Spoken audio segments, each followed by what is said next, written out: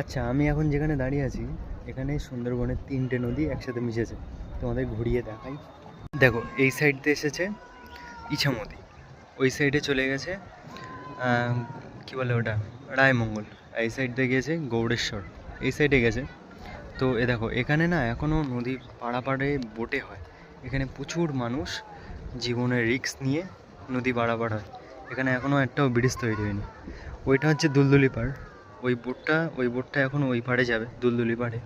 আর ওই ধারে দেখো, ওই একটা নৌকা, ওই যে ওই নৌকাটা এখন যাবে ভান্ডারখালি পাড়ে, মানে ওইটা হচ্ছে ভান্ডারখালি পাড়। আর মেঘলা করে আছে তো, কত সুন্দর লাগছে দেখো খালি। তো আমার পরিচয় তো দেওয়া হয়নি। তো আমি নব, আপনারা দেখছেন আমি নব ভ্লগ। তো ভ্লগ না, বেসিক্যালি ছোটোখাটো ইনফরমেশান আপনাদের দিচ্ছিলাম।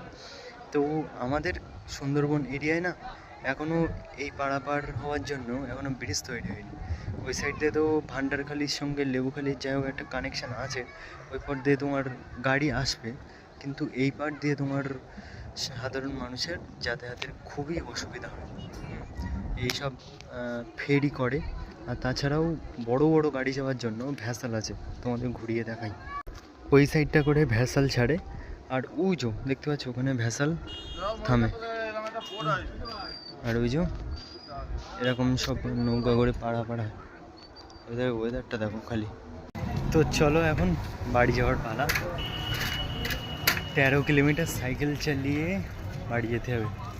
হ্যাঁ, 13 কিলোমিটার সাইকেল চালিয়ে আপনাদের দেখাতে এসেছিলাম আমাদের সুন্দরবনের 3টে নদী আর জীবনযাত্রা, কীভাবে পারাপার হয় জীবন হাতে করে নিয়ে। তো চলো, শিগগিরই দেখা হবে পরে কোনো একটা ভিডিওতে। চলো, টাটা, বাই বাই।